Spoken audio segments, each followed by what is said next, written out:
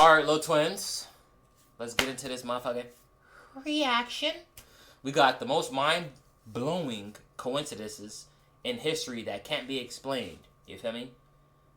And the reason why it can't be explained is because I have something to do with it. But let's get into it, little twins. Cursed royal wedding. The wedding of Prince Amadeo of Savoy and Maria Vittoria dal Pozzo is known for a series of crazy events. They got some names on them, goddammit. They have some names on them. So much so that many people now see it as one of the most cursed royal weddings in history, and you'll soon see why. From the start, things went wrong.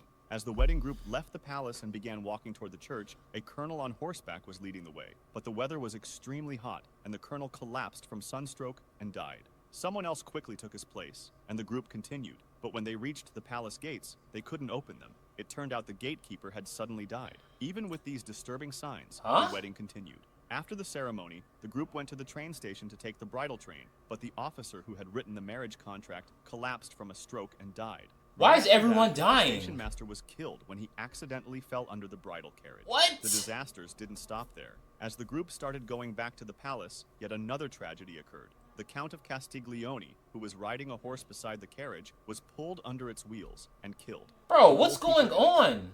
In February 2015, a famous former goalkeeper went viral after a random street interview led to an amazing coincidence. Reporters often stop people on the street to ask their opinions about past matches, but the chances of finding someone who was actually part of the story are very small. However, that's exactly what happened just before the Merseyside Derby, the football match between Liverpool and Everton. BBC reporter Stuart Flinders was out on the streets asking people if they remembered the 1967 FA Cup match between the two teams, and while doing interviews, he spoke to an older man and asked about the game. But to his surprise, the man replied, "I do. I played in it. I was a goalkeeper for Liverpool." That man was Tommy Lawrence, who had been Liverpool's starting goalkeeper in that 1967 match. The video quickly went viral around the world. Jackie Chan and 9/11.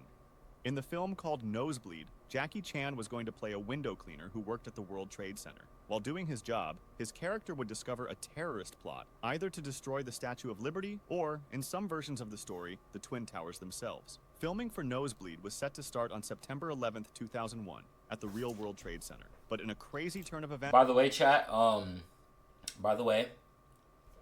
real nigga was born in 2000, right when the Twin Towers fell. Like, literally, the day the Twin Towers fell, that's when I started walking. So I was born in 2000, but the day the Twin Towers fell, that's when I started walking. Like, I took my first steps, and, like, I didn't fall either.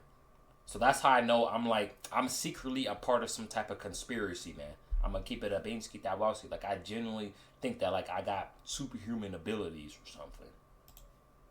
Production was delayed because the script wasn't finished. The crew left the location, and later that morning, the terrorist attacks on the Twin Towers took place. Jackie Chan later said he realized how close he had come to being in the middle of the tragedy. He believed that if the script had been ready, he might have died that day. I'm glad that Jackie Chan, that the script was not ready, bro. Because, like, imagine a world without Jackie Chan, bro. We wouldn't have Rush Hour. Y'all know the Rush Hour movies, right? One of the most goated movies ever. We wouldn't have that. We wouldn't have thousands more movies if Jackie Chan was not here. So I'm glad that the script got canceled because, like, bro, we love Jackie Chan, man. We love him, bro. Keep it at a bean, ski that wowski. 2 William Wests. On May 1st, 1903, an African-American man named Will West was arrested for manslaughter and taken to the United States Penitentiary in Leavenworth, Kansas. Like all new prisoners, the staff followed the usual steps. They took his photo, wrote down his physical description, and recorded 11 body measurements. However, something strange happened during the process. Why would they do that for 11 body parts? We only have 4 body parts. 1 arm, 2 arm, 1 leg, 2 leg. We only have 4. Where the hell are they getting 11 from? Keeping it a beam, man. Can y'all tell me how many? Y'all don't even have to tell me nothing. We literally only have 11 body parts. Keeping it a beamski. Will West already had a file in their system. According to the record, someone with the same name, the same body measurements, and a nearly identical face had already been sent to that same prison for homicide. When the clerk pulled the old file, it had a photo of a man who looked exactly like the new inmate. Will West laughed when he saw it and said the man looked just like him, but insisted he had never been to prison before. The The prison staff looked more closely and were shocked to find that the man in the photo, also named William West, was still in prison in a nearby cell. They brought the two men together and everyone was amazed. They looked almost exactly So were they the same, twins? had the same name, and were now in the same prison. King Louis XVI and the number 21. That's racist. They didn't put them together. They probably wasn't even related. You know what I'm saying? You know, black folks, they just look alike, man. That's racist, man. Give it a Bansky. King Louis XVI of France was the last monarch before the French Revolution erupted in 1789, and as a child, he was reportedly warned by an astrologer to be especially cautious on the 21st day of each month. The king took this warning very seriously. Why cautious, and, though, on the even 21st as an adult, avoided conducting official business on the 21st, believing it to be an unlucky day.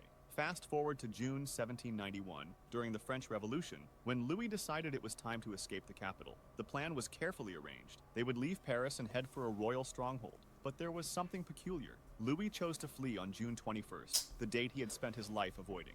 Bro, don't tell me the day he spent his life, the day he just decided to, like, leave everything behind. He wants to leave everything behind on the 21st, yo. And then, like, something bad... Bro, please don't tell me something bad happened to my guy, man. Escape failed. The royal couple was recognized and captured about 150 Oh, my miles God. away. Then, on September 21st, 1792, exactly 1 year and 3 months later, the National Assembly formally abolished the monarchy.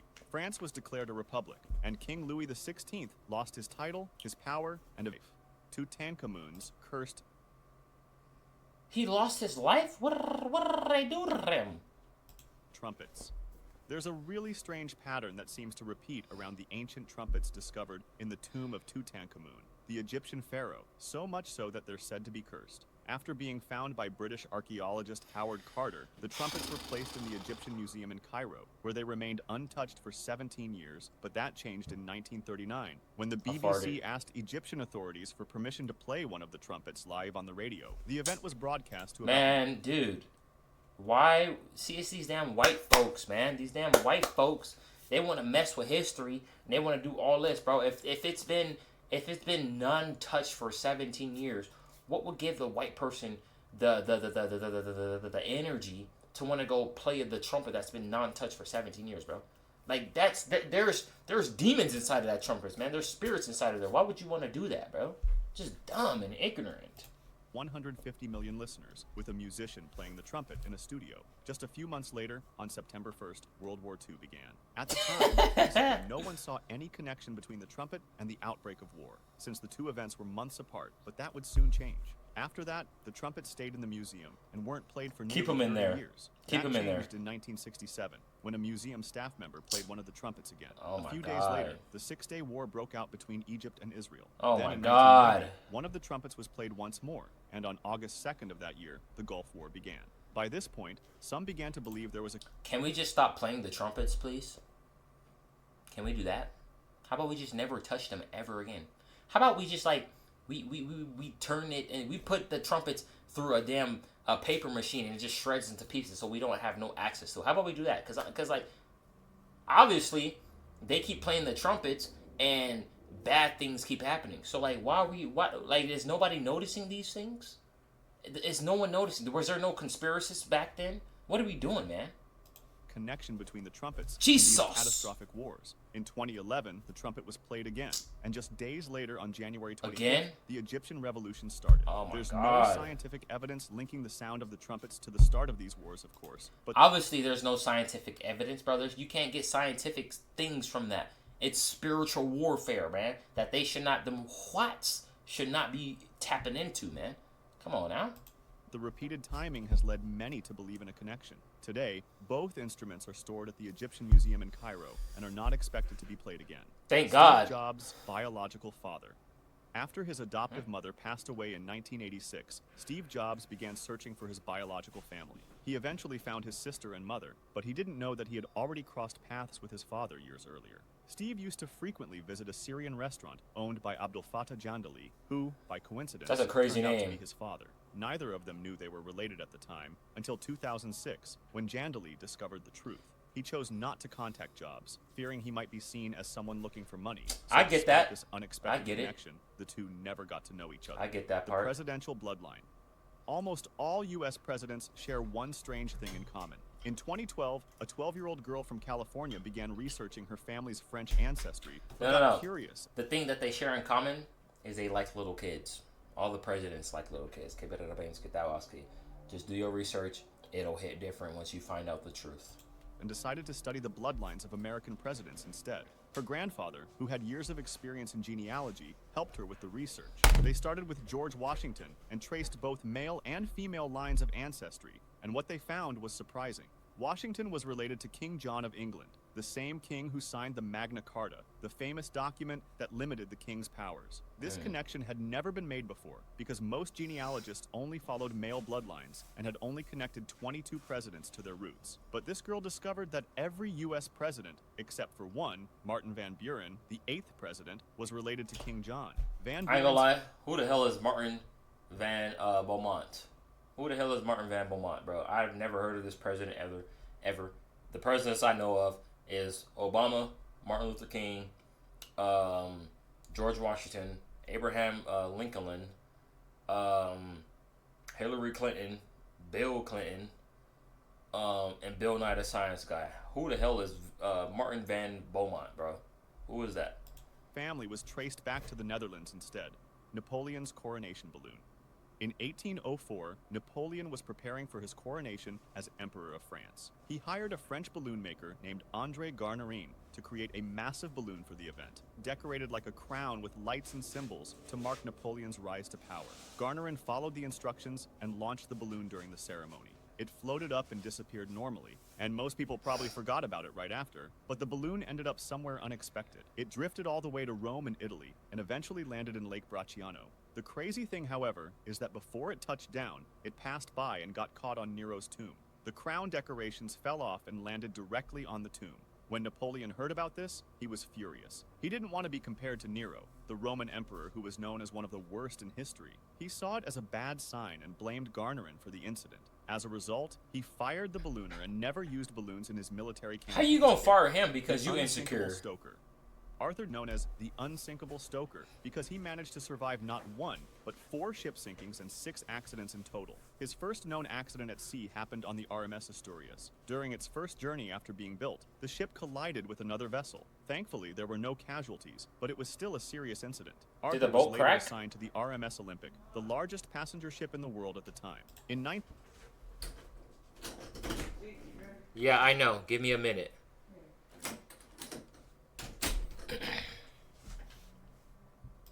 1911, the Olympic collided with the British warship HMS Hawke. The crash tore a large hole in the side of the Olympic, but the ship managed to return to port. So is it like the Arthur Titanic? survived the event without injury, although the damage to the ship was pretty bad and repairs took months. In 1912, despite already being involved in 2 collisions at sea, Arthur accepted a position on the RMS Titanic, which promised a higher pay.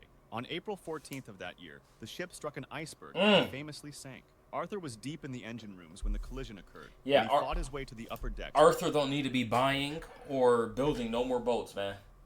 Cause like he don't need to do that, man. Keep it up, before jumping into the freezing water. He was later pulled into a lifeboat and survived, while more than 1,500 others lost their lives in the disaster. Rest in when peace World to all War them I niggas. broke out, Arthur continued to work at sea. He served on the HMS Alcantara, an armed merchant cruiser, but on February 29, 1916, while patrolling the North Sea, the Alcantara encountered the Grafe, a German raider disguised as a merchant ship. Once the Alcantara got close, the Grafe revealed its hidden guns and opened fire. A battle followed, resulting in the destruction of both ships, but Arthur once again survived after abandoning ship I don't know and if we being should rescued. I don't know if we should trust Arthur on any ships, boats, kayaks, paddle boards, any of that, man. Because he's just got bad luck when it comes to those things, yo.